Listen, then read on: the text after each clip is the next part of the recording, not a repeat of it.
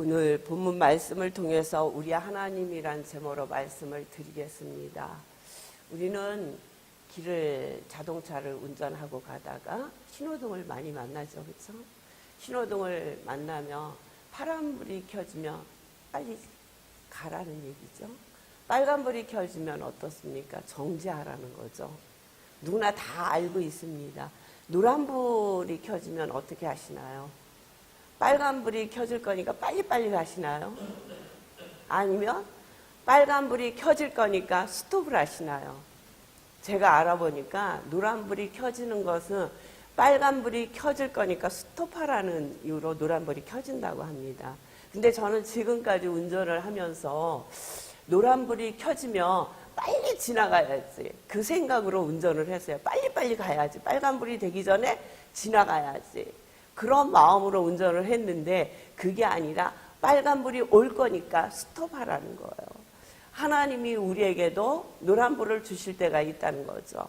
노란불이 켜져 있는데 계속적으로 우리는 달려가고 있다는 거예요. 노란불과 빨간불의 차이는 빨간불에 지나지 않았기 때문에 법적으로 어떤 해를 입지는 않습니다. 근데 저는 그걸 보면서 이게 우리가 하나님 앞에 순종과 불순종의 차이구나. 서라고 할 때 서야 되는데 막 가는 거예요. 빨간불이 아니기 때문에. 빨간불에 봐도 카메라가 없고 사람이 지나가지 않으며 나도 모르게 브레이크에서 발이 슬쩍 띄어지는 것을 볼 수 있어요. 우리는 노란불이 켜지면 하나님이 잠시 세워라. 잠시 쉬고 있어라.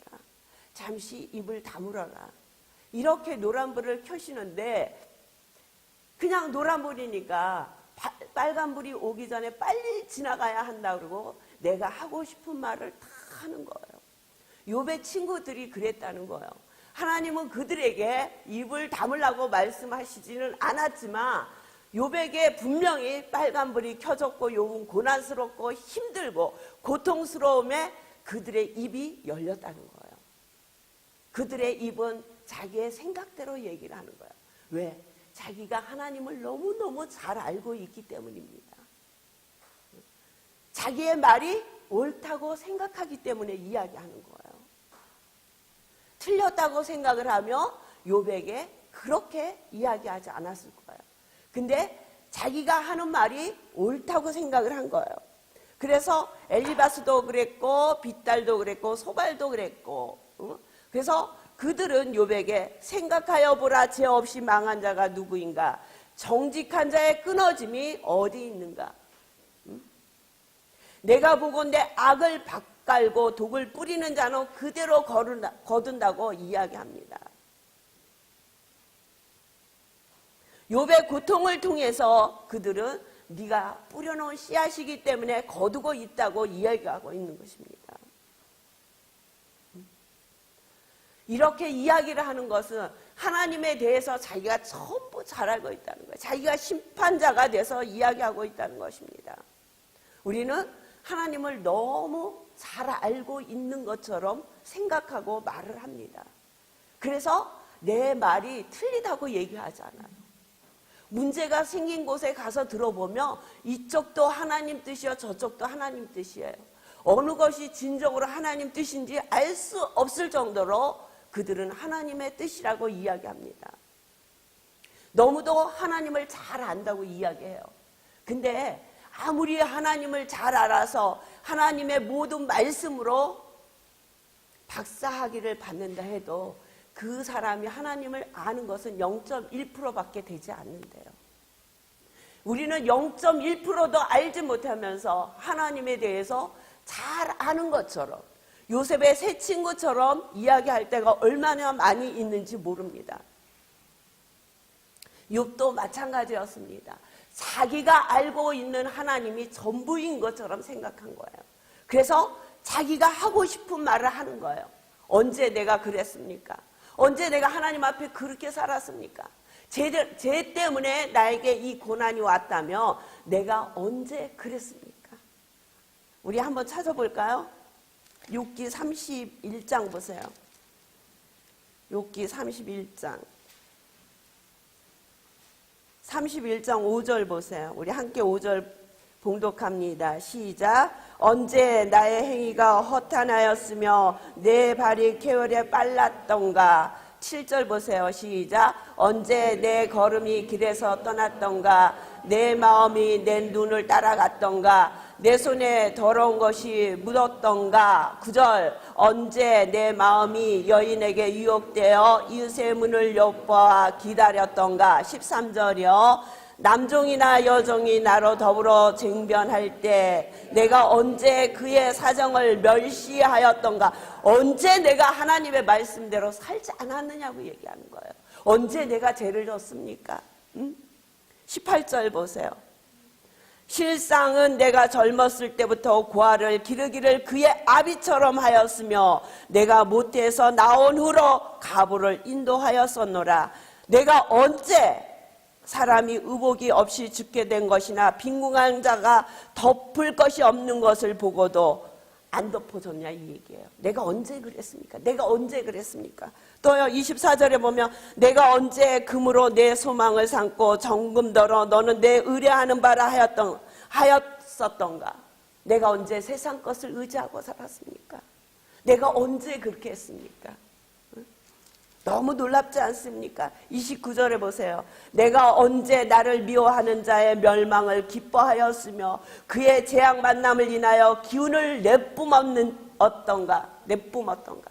그렇죠? 우리가 가지고 있는 기본적인 우리가 실수하기 쉽고 우리가 늘 아니라고 생각하면서도 우리는 얄미운 사람 보면요. 저가 좀 잘못됐으면 좋겠다. 그런 마음 들 때 있잖아요. 근데 욥은 미워하는 자의 멸망을 기뻐하지 않았다고 얘기해요. 언제 그렇게 얘기했냐고 하나님 앞에 말씀드리는 거예요. 언제 그랬습니까? 언제 그랬습니까? 친구들이 와서 너 죄 때문이야. 너 교만 때문이야.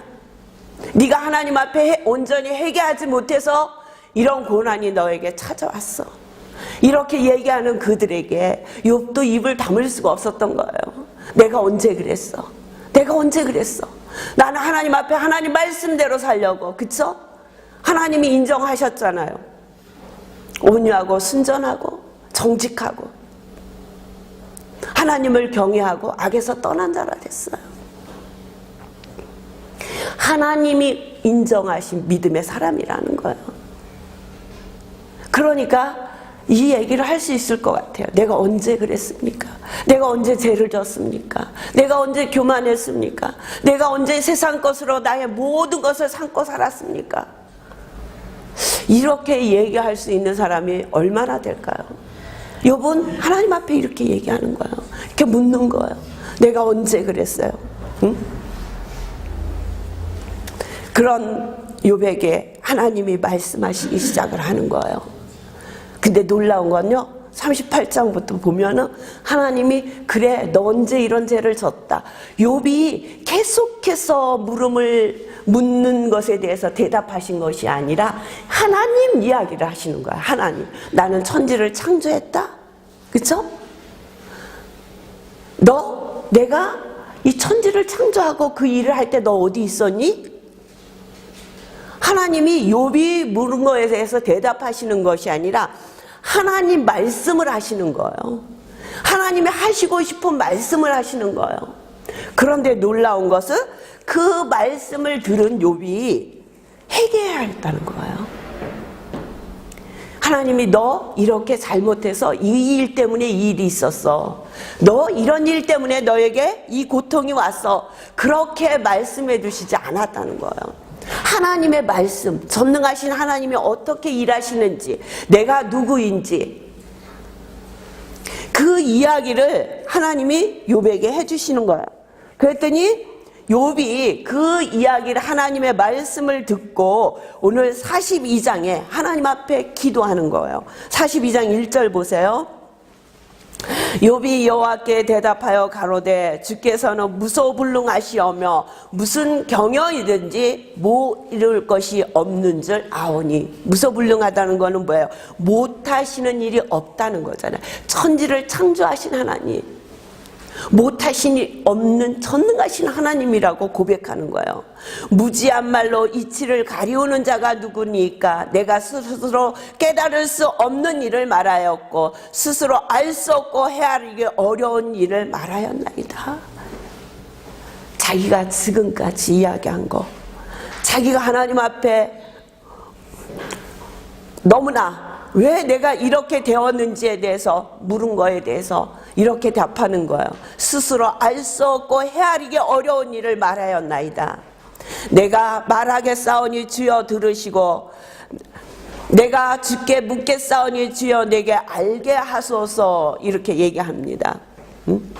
새 번역 성경에는 주께서 말씀하셨습니다. 들어라, 내가 말하겠다. 내가 물을 터이니 내게 대답하라. 주께서 말씀하시는 것을 듣고 그 말씀에 대답하겠다는 거예요. 하나님 앞에서 자신의 말을 하지 않고 하나님의 말씀의 의미를 깊게 생각하겠다는 것입니다. 말씀을 묵상하겠다는 것입니다. 말씀을 마음 가운데 새기겠다는 거예요. 저는 잘 모르는데 어떤 책을 하나 찾아봤더니 그 책에 이런 대못 하나가 잘 박으면 그 못 하나가 2톤의 무게를 견딘대요. 그렇습니까? 그렇게 힘이 좋습니까? 그렇대요. 아, 그래? 못 하나를, 대못을 하나 잘 박으니까 그 위에 2톤의 무게를 견뎌낸다고 합니다. 그 이야기를 듣고 하나님의 말씀이 우리 마음 가운데 잘 새긴다며, 잘 박혀 있다며, 못 하나도 2톤을 견디는데 하나님의 말씀이 우리 마음에 잘 박혀 있다며 우리가 이 세상을 살면서 어떤 고난과 여건과 시련의 무게를 견딜 수 있는 힘을 제공할 수 있지 않을까? 온전한 하나님의 말씀이 우리 마음 가운데 박혀 있지 않기 때문에 우리는 입술로 불평하고, 왜냐고, 어떻게 이럴 수가 있냐고 이야기하잖아요.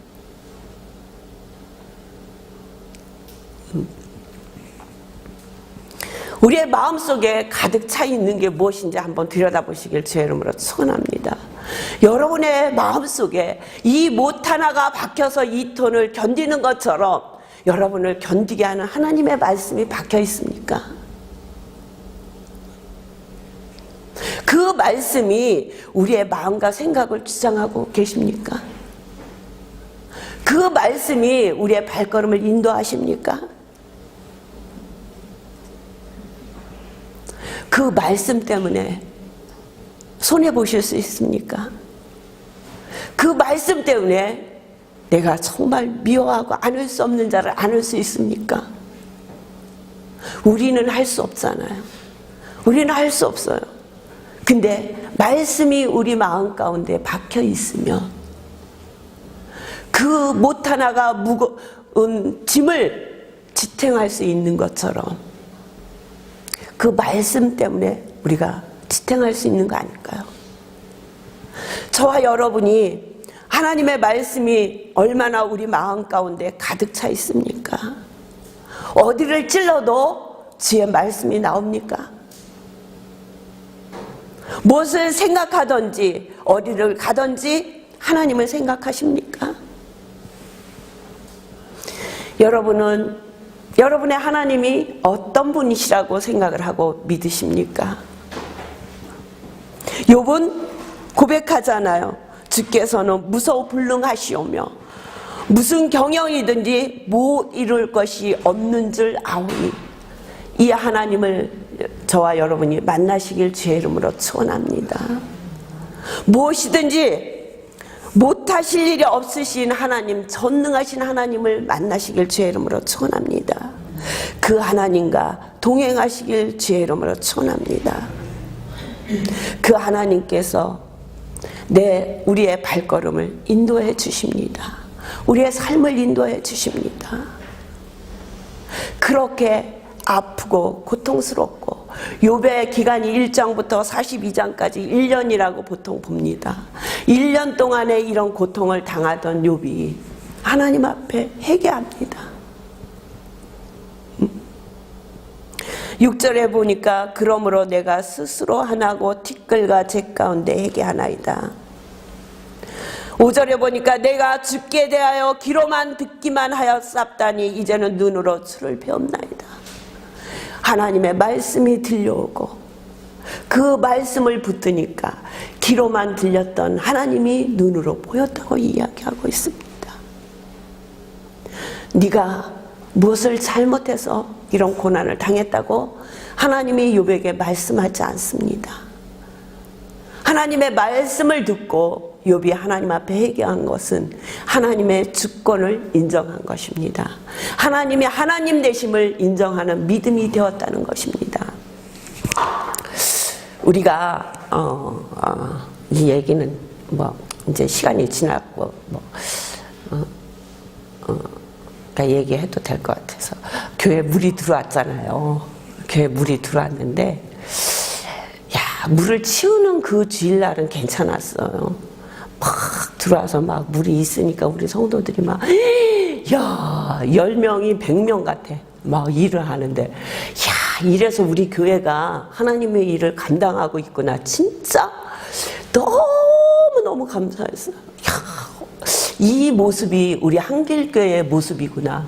그리고 그 이튿날 다 치워놓고 이튿날 오니까 새벽같이 누군가가 와서 마른 걸레를 갖다 다 깔아놨어요. 또 오니까 그 걸레를 걷어놓고 박스를 다 깔아놨어요. 누구라고 할 것도 없이 자기 손에 보이는 대로 일을 하는데 입술로 불평하는 자가 하나도 없다는 거예요. 근데 제가 그 저녁에 기도하면서 하나님 길게 가면 안 돼요. 빨리 모든 게 정리될 수 있도록 도와주십시오. 길게 가면 우리의 마음에 사탄이 역사해요. 우리의 입술이 불평하기 시작하면 안 돼요. 이 한 주간에 다 끝낼 수 있도록 하나님 도와주시옵소서. 정말 정신없이 일주일을 보냈어요.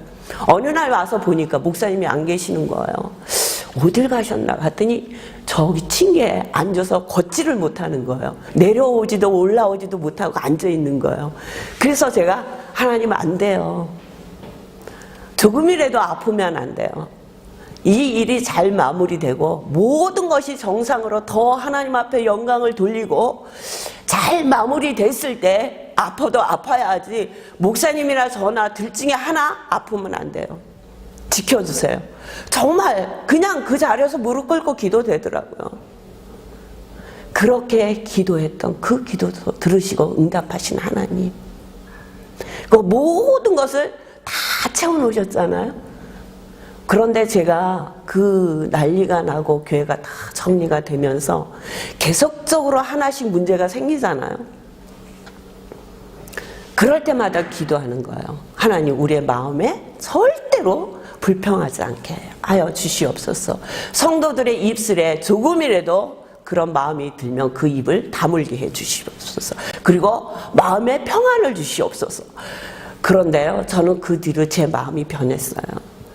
교회에 오면요, 교회가 얼마나 깨끗하게 공기가 좋은지 몰라요. 어떤 기도를 해도 이곳에서 하나님을 만날 수 있고 그 기도를 들으시는 하나님을 뵙는 것 같아요. 너무너무 교회가 깨끗해진 것 같아요.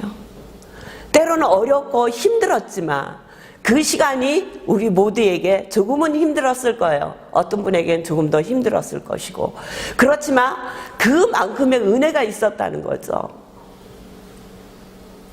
거기에다가 비교할 수 있겠어요? 욥이 당한 고난을 어떻게 우리가 상상할 수 있겠어요? 입술로 불평하지 않는다? 그 마음 가운데 불평이 없다? 아니요. 언제 내가 그랬습니까? 라고 얘기할 수 있다는 거죠.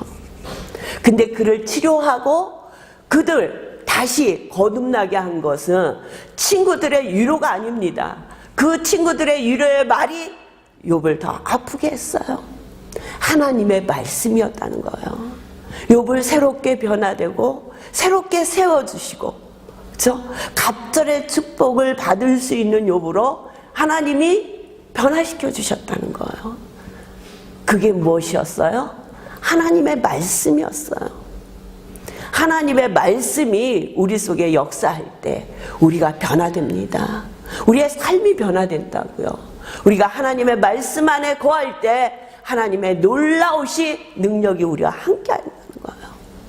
저는 욥기를 보면서 맞다. 세상에 구할 것이 그렇게 많아서 하나님의 말씀이 내 속에 함께 하시기를 우리는 구하기를 게을리 했구나.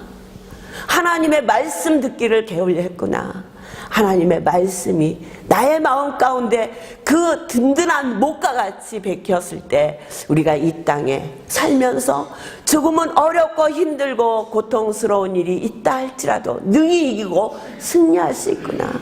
하나님 말씀만 붙들고 나아갈 수 있는 믿음이 되겠구나. 여러분의 삶 가운데 여러분의 발목을 잡고 있는 문제가 있습니까? 하나님의 말씀을 붙들고 기도하시는 여러분 되시길 주의 이름으로 축원합니다. 기도하세요. 말씀 붙들고 기도하세요. 욥이 변화된 거 하나님이 나타나셔서 하나님의 얼굴을 봐서 말씀 들을 때 그가 하나님 앞에 회개하였더라. 그렇죠? 회개하고 나니까 하나님이 그에게 갑절의 축복을, 회복의 축복을 허락해 주신 줄 믿습니다. 여러분, 하나님의 말씀을 붙드세요. 말씀이 여러분의 마음 가운데 새겨지길 주의 이름으로 축원합니다. 말씀 붙들고 나아가는 저와 여러분이 되셔서 정말 욥에게 하나님이 축복하신 우리 10절부터 우리 함께 봉독하고 오늘 설교를 마치겠습니다. 10절부터 17절까지입니다. 시작. 욥이 그 벗들을 위하여 빌매 여호와께서 욥의 공경을 돌이키시고 욥에게 그전 소유보다 갑절이나 주신지라. 이에 그의 모든 형제와 자매와 및 전에 알던 자들이 다 와서 그 집에서 그와 함께 식물을 먹고 여호와께서 그에게 내리신 모든 재앙에 대하여 그를 위하여 슬퍼하며 위로하고 각각 금 한 조각과 금고리 하나씩 주었더라. 여호와께서 욥의 눈에 복을 주사 처음 복보다 더하게 하시니 그가 양 14,000과 약대 6,000과 소 1,000겨리와 암나귀 1,000을 두었고 또 아들 7과 딸 3을 낳았으며 그가 첫째 딸은 여미아라 이름하였고 둘째 딸은 구시아라 이름하였고 셋째 딸은 넨하북이라 이름하였으며 전국 중에 욥의 딸들처럼 아리따운 여자가 없었더라. 그 아비가 그들에게 그 오라비처럼 산업을 주었더라. 그 후에 욥이 140년을 살며 아들과 손자 4대를 보았고 나이 늙고 기한이 차서 죽었더라. 아멘. 저와 여러분의 삶에 회복의 역사가 또 하나님의 축복의 역사가 일어나길 주의 이름으로 축원합니다. 기도하겠습니다.